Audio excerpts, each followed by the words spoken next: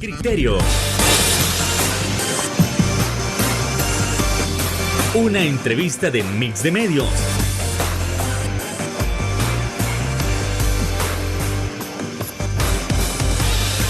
Que aborda frontalmente los problemas de El Salvador con los verdaderos protagonistas y plantea soluciones.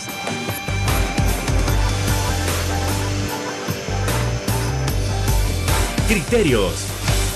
Hola, ¿qué tal? Muy buenas noches, sean todos y cada uno de ustedes bienvenidos a una nueva emisión de Criterios en un nuevo inicio de semana, como siempre en el abordaje de esos temas importantes. Damas y caballeros, en esta ocasión nos vamos a centrar en lo que es el tema migratorio, y es que hemos escuchado sobre si se va a modificar el TPS o no, si a Honduras y a otros países se los están quitando, ¿qué va a pasar con los salvadoreños?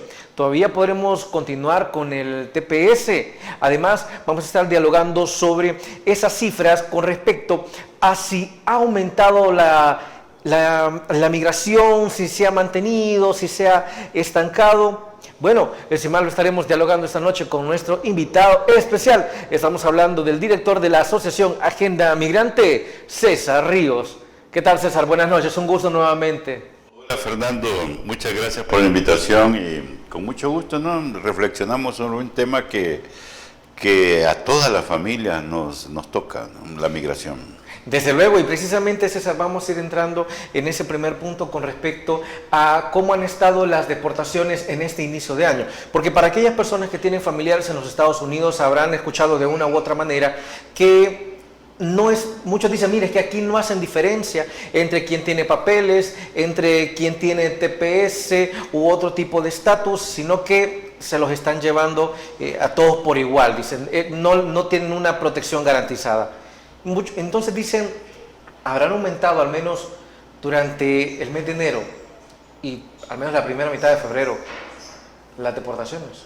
Sí, mira, sorprendido porque todos nos hubiéramos imaginado que los datos de deportación del año anterior hubieran estado impregnadas de una deportación masiva, pero la Dirección de Migración, después de todo, que ha costado que nos comparta datos, nos dio un informe del año 2025 y nos dicen que deportaciones hubieron 16,000 personas deportadas. ¿Eso en comparativa es poco, es mucho o es lo regular? Es una variación del 6% del año anterior. Y te estoy hablando... ¿6 más o 6 menos? 6 más, 6% de crecimiento, sí, aumentó, 6%. Y que la administración anterior era Biden y el año 25, el año completo fue Donald Trump. O sea, una variación que los discursos, las políticas mismas de migración, todo señalaba a que hubiéramos tenido una deportación masiva. Pero una variación del 6%, habían variaciones más, aumentos más constantes en las gobiernos demócratas que en los gobiernos republicanos como Donald Trump. El año de Biden aumentaba cotidianamente las deportaciones. O sea, eso hay que interpretarlo muy bien, ¿no? O sea, habría que ver cómo es. Principalmente, Fernando, porque las deportaciones cambió su característica. Donald Trump, uno de los banderas más grandes y sus números alegres es que los pasos por la frontera disminuyeron casi el 95%. Y antes allí eran el mayor número de deportados que venían acá. O sea, esto cambió, o sea, ya no son deportados pasando la frontera, sino que son trabajadores de adentro. Y ahí ya estamos hablando de otra cosa, ¿no? Estos trabajadores hemos estado recibiendo deportados que han vivido en Estados Unidos 30, 40 años y que son una edad que suben los 40 años. Ya no son jóvenes intentando pasar, sino que ya con edad avanzada de 40, 50 años y que traen una carga laboral muy fuerte que hay que tomar. Eso es, no hubo deportación masiva, las deportaciones vienen de adentro, trabajadores, y que nos está dando un panorama muy interesante El Salvador, porque ya no hablamos de un país únicamente con migración, sino que hablamos de un país con deportación que te recompone todo el panorama, que te recompone las políticas públicas. César, entonces estamos hablando de que lo que está sucediendo en Estados Unidos es mero show político, es mero discurso. En comparativa que muchos decían, mire, es que cientos de miles, no decenas, cientos de miles van a salir deportados, y mire, su par de millones, pero van a salir. ¿Ha sido un discurso, ha sido miedo entonces? Mira, hay un dato que no sabemos, que desconocemos, ¿no? Aparentemente hay más autodeportados que deportados mismos. Esta campaña publicitaria que desarrolló Estados Unidos de que no intente ir porque va a encontrar la muerte, esa fotografía de la secretaria de Seguridad en el sector, sí, también generó eso, esas muertes en Minnesota y todo eso, esto te genera un pánico interior en la familia y te reduce sus niveles de productividad laboral y todo eso. Entonces muchos están prefiriendo mejor autodeportarse. O un retorno voluntario. Entonces no sabemos esas cantidades exactas de autodeportación o retorno voluntario, pero sí se conoce que ha aumentado grandemente eso. Ahora, César, entendemos también que me dice que han sido 16,000 personas las deportadas. Existe, bueno, y bajo la premisa que el ICE no diferencia si es salvadoreño o no, o de una región u otra, es posible que esa variación que usted mencionaba del 6% sea debido a las relaciones entre El Salvador y Estados Unidos por cómo están de sólidas. ¿Tenemos cierta preferencia? Mira, no se puede negar que la aplicación de la política migratoria de Estados Unidos tiene una alta dosis política y eso te permite ser selectivo. Por ejemplo, te doy datos, Fernando. Tenemos alrededor de 1.800.000 órdenes de deportación de diferentes nacionalidades, ¿no? No solo salvadoreños. Entonces, las autoridades de ICE pueden decir, bajo términos políticos, esta semana vamos a deportar a guatemaltecos o hondureños, sí, y se van a buscar de ese listado de 1.800.000 personas guatemaltecas y hondureñas. Y entonces pareciera ser que esta selectividad sí tiene una dosis política vinculada a las relaciones de El Salvador con Estados Unidos. Mira, han habido momentos muy interesantes. Me acuerdo cuando Estados Unidos negociando los aranceles con México, sí, en esas 2 semanas de altas negociaciones, de ofensas de Donald Trump a México, esas semanas fueron acompañadas de un gran número de deportación. Otro caso, por ejemplo, cuando la expresidenta de Honduras, Xiomara, una noche se levantó, llamó de emergencia a la CELAC para pronunciarse en contra de las políticas migratorias de Donald Trump. Esa semana próxima hubieron una cantidad considerable de hondureños deportados.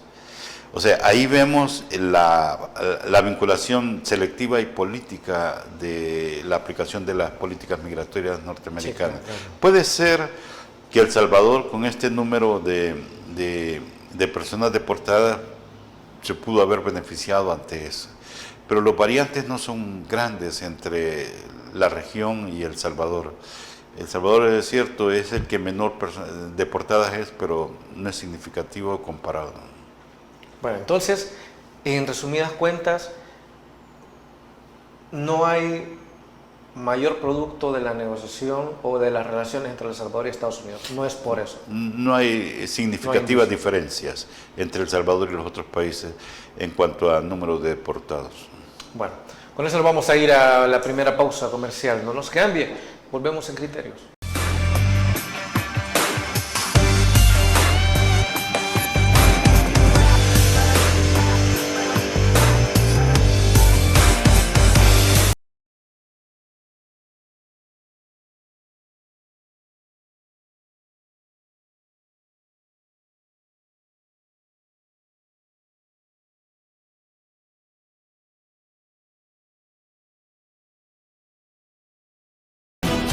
los salvadoreños.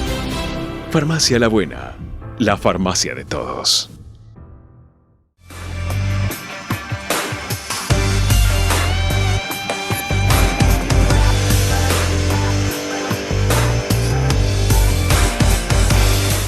Ya al inicio del programa hablamos sobre las deportaciones en este inicio de año. La variación, bueno, se han deportado hasta la fecha 16,000 personas.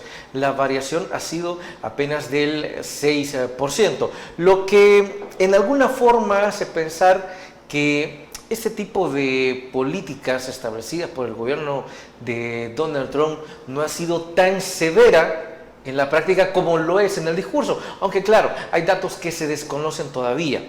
Sin embargo, otro punto de abordar es que se siguen yendo personas hacia los Estados Unidos, y de esas personas que se van hasta la fecha, ¿cuántos han sido detenidos en la frontera de México y Estados Unidos? Por favor, César. Mira, este día aparece un titular en uno de los periódicos de El Salvador, donde habla de un reporte de la patrulla fronteriza de 385 salvadoreños detenidos en el mes de enero. Si hacemos unos cálculos estadísticos ahí, nos resulta que es alrededor de 10 a 12 personas salvadoreñas que intentan pasar por la frontera. Interesante el dato, ¿no? Porque primero no hemos erradicado la migración. Se ha reducido al mínimo la cantidad de personas que están intentando ir. Pero la diferencia es de que esta reducción drástica de la migración no es porque se hayan solucionado todos los problemas en nuestro país. Tenemos para todos, es claro que la situación económica en nuestro país es difícil, no hay empleo, no hay salarios dignos, no hay condiciones que te permitan tirar luces largas y proyectar tu vida y de tu familia y de tus hijos, pero se reduce la migración. Antes la migración era la solución inmediata para tus problemas. Ahora, problemas en la ruta migratoria, la frontera de Guatemala con México cerrada, toda la ruta por México cerrada, la frontera misma en la frontera sur de Estados Unidos, México, Estados Unidos, es herméticamente cerrada y muy moderna tecnológicamente para detectar cualquier movimiento y cualquier paso ilegal.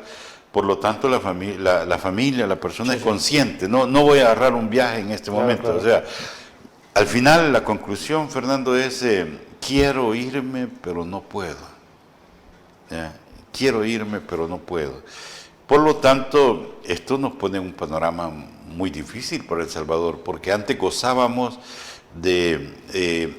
nos despojábamos de esa presión social que podría estarse demandando al interior de nuestro país, de demandas sociales, demandas laborales, demandas de seguridades diversas, porque la gente se iba, pero ahora no se van. Entonces va a haber más demanda hacia esos servicios y seguridades laborales, seguridades sociales, médicas y todo eso.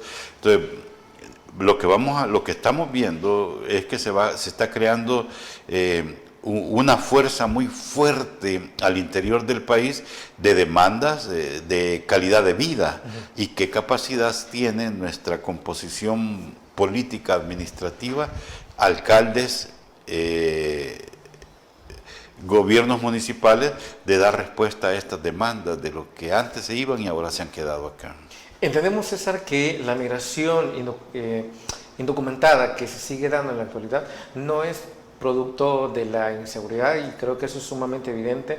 Entonces, los pocos que todavía se van, que usted menciona que son entre 10 y 12 por día, son a raíz de una situación económica, a raíz de la reunificación familiar.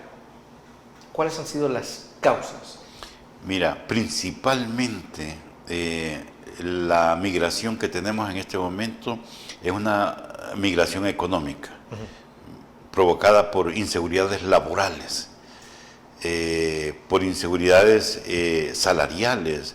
Aquí estamos en una región en Centroamérica en que nadie está seguro con su trabajo, ¿no?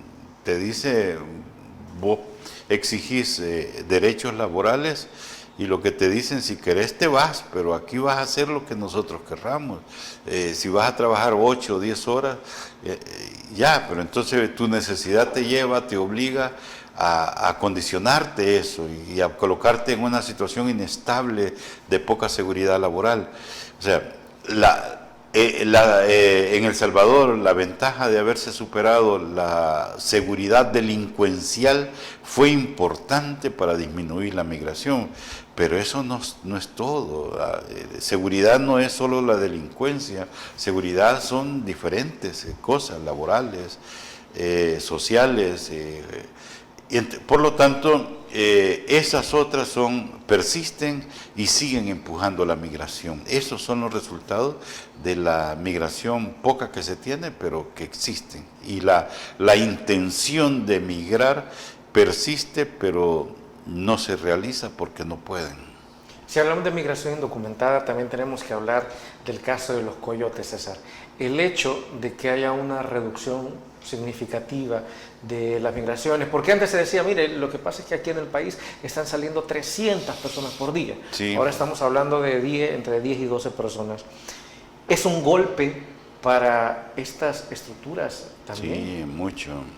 Y una recomendación, ahora ya no podemos hablar, Fernando, de coyote bueno o coyote malo, porque ¿Y ahora de qué? cualquiera te puede ofrecer de que te jura y que te promete pasar la frontera, pero con esta tecnología y con estos acuerdos de país a país para detener la migración irregular, ya no hay forma como ocultarte. De estos 385 detenciones que hubieron este mes, solamente 3 eran niños solos intentando pasar. No, antes hablábamos, como dices tú, casi 300 personas diarias que salían de nuestro país. Era la respuesta inmediata a todas las inseguridades. Por lo tanto, una recomendación para la familia, ¿no? Y una recomendación, porque aquí, Fernando, regresemos a ese tabú grande. Ha habido una tendencia, principalmente en política pública, que responsabilizan a la persona por tomar la decisión de emigrar. Sí. Y no es la persona responsable. Nadie, ningún padre va feliz abandonando a sus hijos y a su hogar. Está forzado porque las políticas públicas no han sido lo suficientemente capaces para garantizar esa estabilidad personal y familiar. Por lo tanto, si vamos a abordar el tema migratorio, empecemos por las políticas públicas y como consecuencia la decisión individual. ¿Cómo se castigaba a la persona o de qué se le acusaba en el hecho de que usted menciona?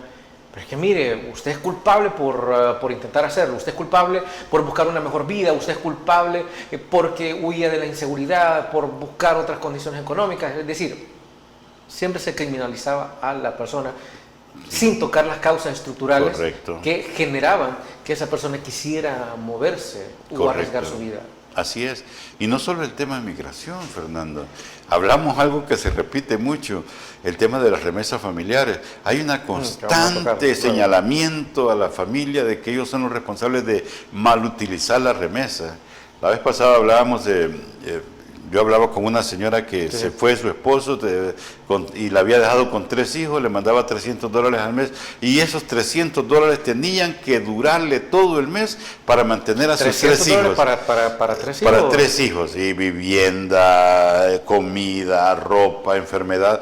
Y dice, y todavía me acusan de que me malgasto la remesa, que vengan a ponerse en mi puesto para que vean cómo hago yo. Hombre, pero en ese caso, César, creo que es totalmente entendible lo que esta persona dice. A ver, si nosotros nos seguimos quejando porque el salario mínimo, que ahora es de ¿cuánto? 408, bueno, lo que lo descuentan pues queda como 365, si no alcanza, pues menos con $300 Claro. y menos para intentar pagar todos los recibos, todo lo que tenga que ver con los servicios básicos para sostener a 3 hijos.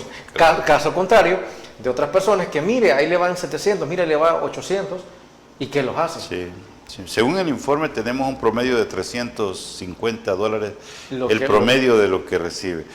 Pero mira, Fernando, entonces veamos, ¿no? ¿Hay políticas dirigidas a las familias receptoras de remesas? No, solamente hay el señalamiento, solo hay campañas de que ponga un negocio, pero no es acompañada de una política bancaria. Las remesas familiares todavía no se han transformado en un instrumento de gestión financiera, o sea que vas al banco y dices, yo recibo $300 al mes, casi como un salario. Sí, sí. Lo puedo poner como garantía para que usted me dé un crédito. Los bancos se resisten a reconocer ese valor de garantía de las remesas para poder negociar un crédito. Ahí debería ir política pública, ¿no? Y por otra parte, asegurarse cómo es el comportamiento de las microempresas, porque tampoco se le puede decir a una persona, crea una empresa, y no se le acompaña en todo el entorno. No es así de la nada. Ya, porque la cantidad de pequeñas empresas que cierran anualmente en nuestro país es significativo. Se quedan solo como emprendedores, pero no continúan, y no podemos orientar a una familia hacia eso. Tenemos que acompañarlo con políticas públicas.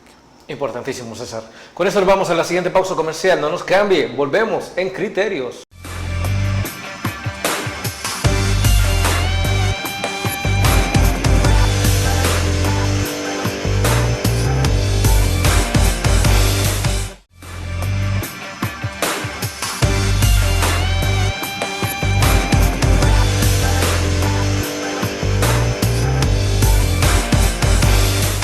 Históricamente, Estados Unidos siempre ha sido uno de esos países que puede brindar asilo, que puede brindar refugio, y es algo que Donald Trump también había visto, pero con la llegada al poder, esto se ha comenzado a reducir.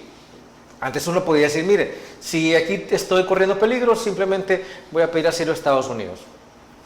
Estamos viendo que eso ya no es tan fácil y que es preferible intentar buscar en otros países antes que intentar hacerlo en los Estados Unidos. ¿De qué manera se ha reducido el hecho de brindar, César, asilo o refugio a las personas? Mira, para abordar esto, Fernando, hay que hacer un intento para profundizar algo en un tema que vos conocés muy bien, que es la situación multilateral. ¿Ya? Hay una transformación mundial provocada por Estados Unidos para un nuevo orden, para intervenir en los problemas internacionales. Sí, claro. En el último discurso de Donald Trump en Davos, que es el encuentro económico en Europa, utilizó el espacio económico para señalar a los países de Europa y les dijo, ustedes, países europeos, cada día se están desconociendo más. Y se desconocen principalmente porque han abierto las fronteras y dejaron entrar a muchos migrantes que han contaminado sus sociedades. O sea, a partir de ahí, está haciendo un llamado a la atención no solo de una aplicación de política migratoria restrictiva de Estados Unidos, sino que de todo el mundo. O sea, ahora no es que solo Estados Unidos te está negando el derecho de protección, asilo, refugio, sino que todos los países del mundo. Acompañado a esto, Estados Unidos llama a la creación de una mesa de paz integrado con nuevos países que el comentario a voces grandes es: esta mesa de paz va a sustituir a las Naciones Unidas, porque Donald Trump señala de que las Naciones Unidas no ha estado a la altura de los grandes conflictos. Es como que estén criticando a la predecesora de las Naciones Unidas, a la extinta Sociedad de Naciones. Correcto. Criticaron que, establecían la paz, establecían los mecanismos de diálogo, como camino hacia la paz, pero no fueron capaces de detener el conflicto europeo que luego se transformó en la Segunda Guerra Mundial. Entiendo que casi que lo mismo está reclamando. ¿Y por qué toco este tema en esta pregunta que tú haces, Fernando? Porque antes tenemos, no antes, sino que está vigente por las Naciones Unidas mecanismos muy importantes que han defendido a la persona. Sí, claro. El alto comisionado de refugiados, los derechos humanos, todo el tiempo los países, cuando no reconocían la protección y el refugio a una persona, inmediatamente intervenían las Naciones Unidas y forzaba a que los países dieran protección a estas personas que salían huyendo de los países. Ahora, en este momento, esa protección de Naciones Unidas no está siendo efectiva. Estados Unidos puede negarle. Mira lo que está pasando ahora, en el tema de asilo y refugio. Cuando tú vas, lo que acabas de decir, y expresas lo que se le llama miedo creíble, ante una autoridad dice, mire, yo vengo aquí porque mi país me están persiguiendo, si ya me mataron a un hijo y yo salgo, entonces eso es convencerte de tu miedo creíble. Es individual, o sea, un planteamiento individual. Por lo tanto, la respuesta a esta política debería ser una respuesta individual de cara a la persona. Sí, claro. Pero Estados Unidos está aplicando una decisión colectiva sin importarle la individualidad y el dolor de cada persona. Dice, hasta aquí ya no vamos a renovar asilos y protección, ya no intenten venir porque ya no vamos a dar asilo. Y entonces lo está haciendo de manera general sin ver el miedo creíble e individual. Eso es lo que estamos viendo y no tenemos la reacción inmediata, efectiva. Puede ser que haya un comunicado de Naciones Unidas, pero ese comunicado no alcanza a ejercer, ¿no tiene peso ni presión ante estas decisiones. Entonces, aprovechándose de eso, Donald Trump dice, las Naciones Unidas necesita renovarse o vamos a crear un organismo de paz como el que él está intentando hacer. Ok, entonces estamos hablando que en cierta forma Estados Unidos tiene razón en emitir este tipo de pronunciamientos, porque creería que no estamos hablando solo desde el gobierno de Donald Trump, o sea, estamos hablando de que es pasajero, sino es una posición de Estado tal cual. Mira, en este momento las Naciones Unidas están en una situación muy difícil, principalmente porque no solo Estados Unidos le cortó todo el financiamiento de funcionamiento. Se habla hasta que se van a mover de Nueva York y se van a ir a otro país de Europa, porque ya no... Sí, El Salvador, ya vemos que oficinas de Naciones Unidas aquí se han reducido al mínimo, porque ya no tienen presupuesto para funcionar. Por lo tanto, la eficiencia de estos organismos que han sido muy importantes, esta política multilateral que fue muy importante para negociar y buscar paz en el mundo después de la Segunda Guerra Mundial, en este momento estamos siendo testigos de una transformación de esta política exterior. Y le agregamos a otra cosa importante, ¿no? Que me preguntaron la semana pasada, se dio la primera reunión de esta mesa de paz en Washington, y El Salvador aparece como un país de los fundadores que hay. Y es un organismo que dice Donald Trump, este organismo de paz va a servir para buscar la paz en Israel y en Palestina, en Ucrania y en Rusia, en Irán, va a servir para ir provocando paz, y El Salvador está como un país fundador ahí, se está codeando a esas ligas mayores. La pregunta es, ¿qué nos va a favorecer El Salvador en eso?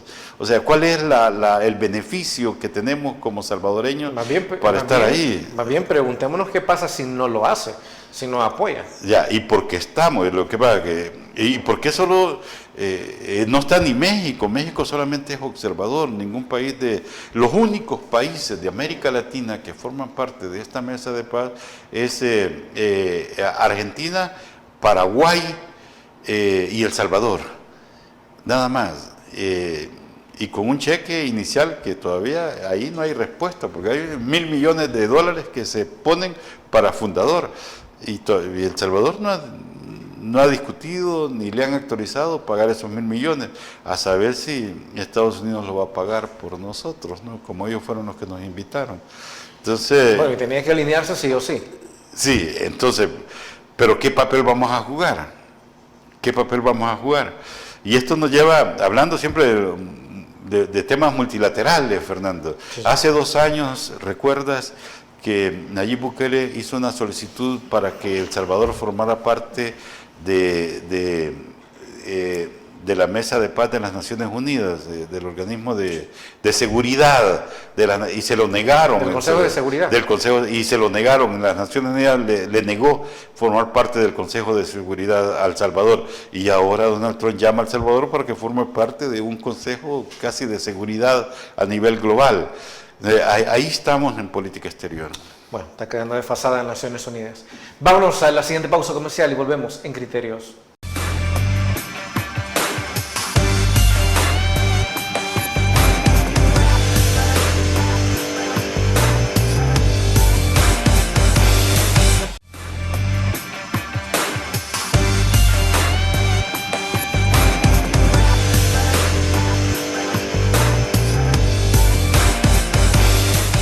Otro punto sumamente importante de abordar es la cantidad de remesas. A ver, mucho se decía que con estas políticas del gobierno de Donald Trump, las remesas iban a comenzar a disminuir porque las deportaciones iban a ser masivas, como nunca se han visto. Sin embargo, como ya se habló en el primer bloque, han sido deportadas 16.000 personas con una variación del 6% con respecto al año anterior. Entonces, siendo así, ¿las remesas se han mantenido?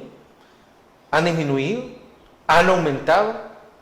Y si han aumentado, esto es una muy buena señal para nosotros, César Ríos. Mira, hay varios variables en el tema de remesas. Y te voy a dar uno inicial muy significativo. Año a año, los remitentes, o sea, que son los que envían remesas, han aumentado históricamente alrededor del 6%. O sea, 6% año a año aumenta el número de personas enviando remesas. El reporte del año 2025 solo tuvo una variación de 1 o 2% en el año. O sea, menos personas enviando dinero.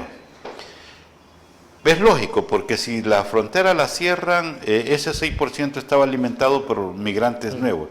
Las personas migrantes que más envían dinero son los que acaban de entrar en sus primeros 5 años. Pero se disminuye el crecimiento de los que envían dinero, pero tuvimos en El Salvador un aumento del 18% de remesas familiares. O sea, llegamos casi a 10.000 millones en el año. Entonces, hay problemas de aumento de número de personas remitentes, hay problemas de productividad allá, o sea, hay un problema laboral de personas migrantes. Y entonces, y aumenta, ¿cómo nos explicamos eso? La única explicación es que este aumento es un dinero de precaución ante la amenaza de... Allá todo el mundo se siente deportable, independientemente si tiene documentos o no documentos.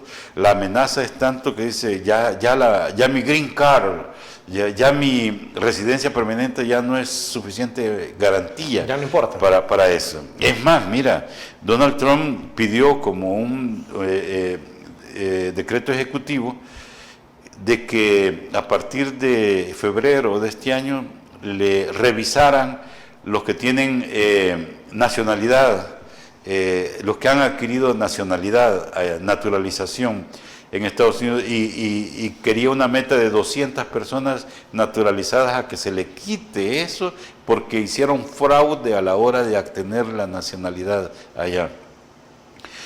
O sea, esto te está diciendo que estás en un ambiente que o sos indocumentado, o tenés residencia, o eres nacionalizado, pero si has violado la ley, siéntete amenazado.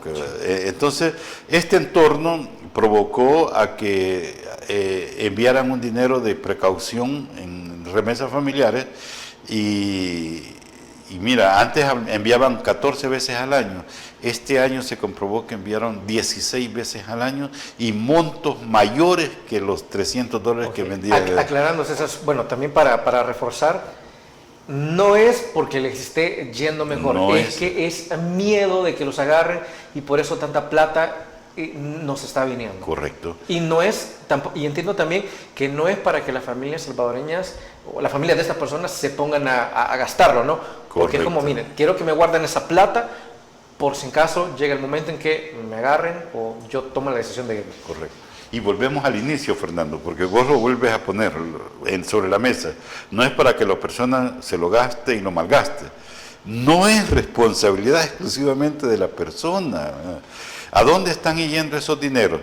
Los agarran y los meten a un banco. ¿Qué intereses ganan en un banco? Un banco una burla. Entonces, hay política financiera para proteger a estos capitales que están llegando.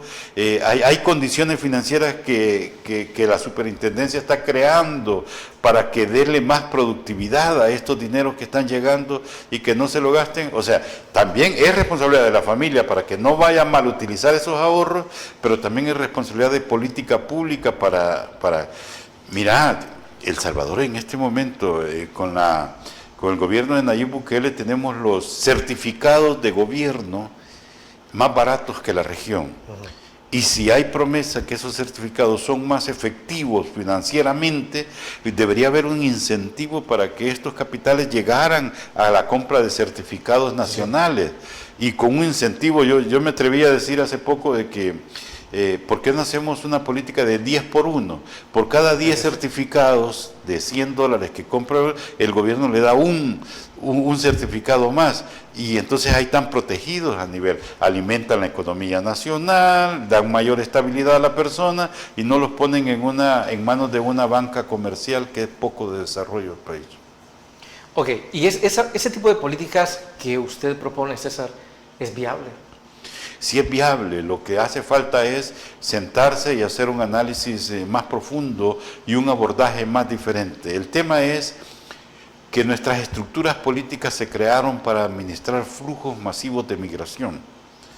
Flujos masivos, ¿te acuerdas de las caravanas y todo eso? Entonces se crearon institutos, viceministerios como El Salvador, direcciones y todo eso para administrar flujos masivos, pero ya no hablamos de flujos masivos. O sea, nuestra capacidad instalada en estructura política tiene que transformarse a la nueva realidad. El Salvador no solo es migración ya, sino que es retorno, y ese retorno tiene características muy particulares. Y esa política tiene que transformarse hacia esta nueva realidad. A ver, César, hablemos de proyecciones. Las remesas están al alza, ya usted lo aclaró, no porque a los nuestros les esté yendo mejor, sino por una situación de prevención, por las políticas migratorias aplicadas en el gobierno de Donald Trump. En una cuestión de proyección, ¿por cuánto tiempo, estipula usted, se puede mantener este envío masivo de remesas? Mira, lo evidente es que el dinero que mandaron no es un dinero de productividad, sino que utilizaron su ahorro. El ahorro que tenían guardado lo utilizaron y lo mandaron porque se sentían O sea, esto no puede ser permanente de seguir utilizando el ahorro, o se lo acabaron o ya, o sea, apliquemos esa lógica. De aquí a 5 años más, ya no va a haber migración porque va a estar la administración Donald Trump y ya no va a haber administración. O sea, la esperanza de que las remesas familiares se mantengan o crezcan no es. Hay más precaución que hay que tomar en que las remesas van a empezar a disminuir. Ya no van a aumentar el número de remitentes, van a haber deportaciones, hay un impuesto de las remesas, no va a haber suficiente trabajo para la población migrante, hay autodeportación, hay retorno voluntario porque no soportan estar con esa amenaza constante. O sea, al final los que envían remesas van a disminuir y los efectos los vamos a tener. Hay expertos que dicen, el mismo Banco Mundial dice que preparémonos que a partir de este año ese crecimiento constante de la remesa va a ir a la baja va a ir reduciéndolo. Y el llamado de atención, mira, así como le hacemos un llamado a la familia que no se vaya, también hay que hacer un llamado a nuestra política económica. El nivel de dependencia económica de las remesas familiares para planificar nuestro futuro tiene que disminuir. No sigamos dependiendo de las remesas familiares. Representamos casi el 23% del Producto Interno Bruto. Las remesas familiares superan la inversión extranjera directa. Somos igual al presupuesto nacional de funcionamiento, 10.000 millones. Superan la recolección de impuestos. Esto tiene que bajar, no podemos mantener. El circulante nacional tiene que ser generado por empleo y por salario y no por dinero producido en el exterior. Desde luego, César. Y a esto se suma aquel peligro que el TPS finalmente desaparezca, pero eso es algo que tendremos que hablar tras la pausa comercial.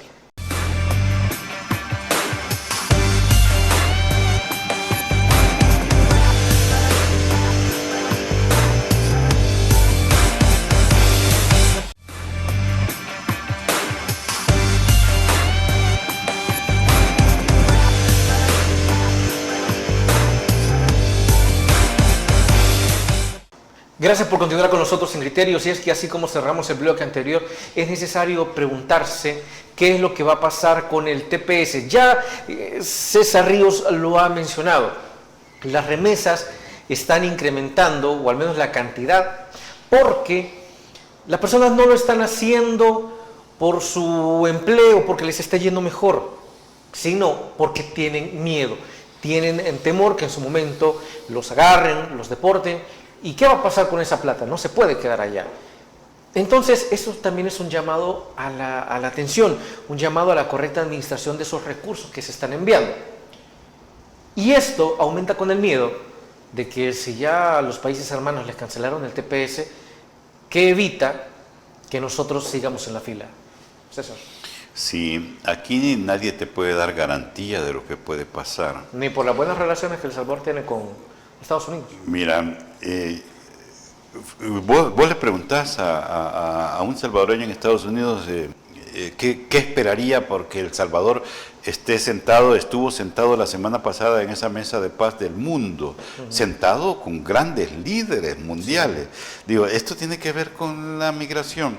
¿Va a haber porque todos se preguntan eso, estar ahí a ese nivel va a favorecer a nuestro estatus migratorio? Pues son temas completamente diferentes. Sí, claro. Ya, esto no tiene que ver con migración, pero esperaríamos que estando allí, como las fotos que compartieron el fin de semana, que la viceministra, la canciller, tuvo relaciones con diferentes autoridades políticas en Estados Unidos, aprovechando que estaba en esa reunión, esperaríamos que en esas reuniones se hable sobre el TPS. Ya, son efectos al lado que se pueden ir tomando, eso es, ¿no? Pero nadie te garantiza. Aquí estamos en la aplicación de políticas cotidianas que nos sorprende a todos, ¿no? La recomendación es que no esperemos a que haya un fruto político sobre este tema. Esforcémonos de manera individual de examinar cuál es nuestra condición personal. Si hemos estado ya 23, 24 años en Estados Unidos, hemos sido productivos, beneficiarios del TPS, pagado impuestos constantemente, muchos han generado empleo allá, no han violado ninguna ley, han tenido hijos, todo eso equivale a que busques alguna salida administrativa, que busques abogados conscientes allá y que te orienten hacia eso. Hágalo desde ya. Recordemos que septiembre de este año van a decir si se va a prorrogar, si se suspende, si se termina el TPS y nos va a tocar igual que Honduras y Nicaragua y va a haber una deportación de todos. No esperemos hacia eso, empecemos a buscar, identifiquemos ya salidas administrativas desde ya. En julio de este año nos avisan si el TPS continúa o no continúa. Por lo tanto, preparémonos. Sí. Bueno, con esto, César, hemos llegado al final de Criterios, pero como siempre no queremos irnos sin agradecerle por ese amplio análisis que nos ha traído sobre la situación migratoria y esperamos que nos pueda acompañar una próxima vez y que, no sé, de una u otra manera, quién sabe, las noticias puedan mejorar. Sí. Muchas gracias, Fernando, y siempre es un gusto reflexionar sobre el tema migratorio contigo. Un placer, César. Amigos y amigas televidentes, gracias por habernos sintonizado una vez más. Como siempre, recuerde que el criterio más importante en todo aspecto siempre lo va a tener usted. Que descanse. Feliz noche. Criterio. Una entrevista de Mix de Medios.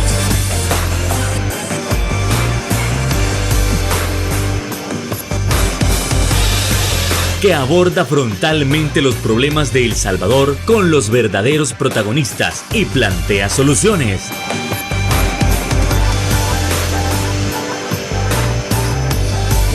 Criterios.